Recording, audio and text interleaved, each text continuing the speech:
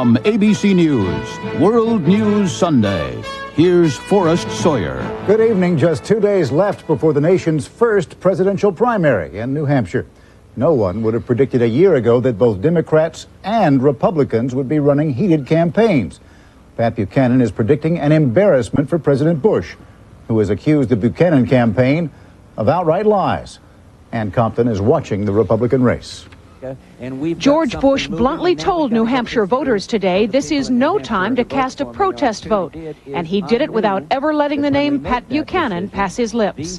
But one Republican voter confronted the president, saying he likes much of what Buchanan is saying about the economy. Buchanan is coming across at this, and I'm right on the fence with a half a dozen other votes, and I want to hear what you got to say. It's one thing to make campaign rhetoric, and it's another thing to get your sleeves rolled up and trying to support the president in getting it done. And that's my point to the voters of New Hampshire. In a jab apparently aimed at Buchanan's career as a television pundit, Mr. Bush said this is not an election for the man with the quickest wit. There are a lot of people out there a lot more charismatic than I am, but a lot of them don't have to make the tough decisions either. Heck, if that were the case, Phil Donahue might be president of the United States. It is Buchanan's ad campaign, not his wit, that has angered the Bush camp.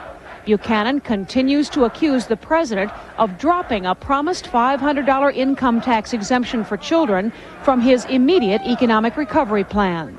I think what we have here with Mr. Bush and his tax plan is a classical example of the bait and switch.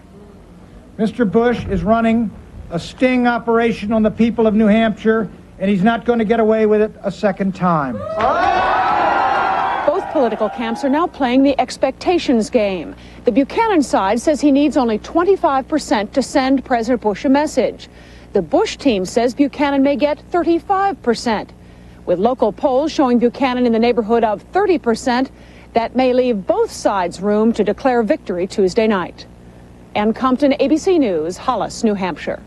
The latest poll from the Boston Globe shows Paul Tsongas increasing his lead over Bill Clinton, 32% of the likely Democratic vote to Clinton's 21%. Tom Harkin shows up at 12%. Bob Kerrey at 11% and Jerry Brown at 6%. The write-in drive for Mario Cuomo has gained 4% support. This was a high-profile day for most of those candidates, trying to score a few more points as they come down to the wire. ABC's Jack Smith has more. Sun shines out.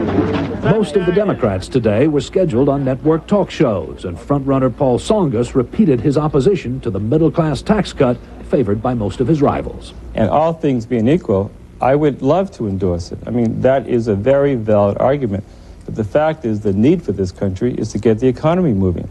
So I think my ultimate responsibility to the middle class is to give them a job. Bill Clinton, in second place now, is trying to stick to the issues, too. But on ABC's This Week with David Brinkley was asked about the personal questions that have dogged his campaign. You got to be willing to take your lumps, and I think one of the tests of a president is whether or not that man or woman can live with the pressure, take the heat, and go on. And Clinton said he was such a man.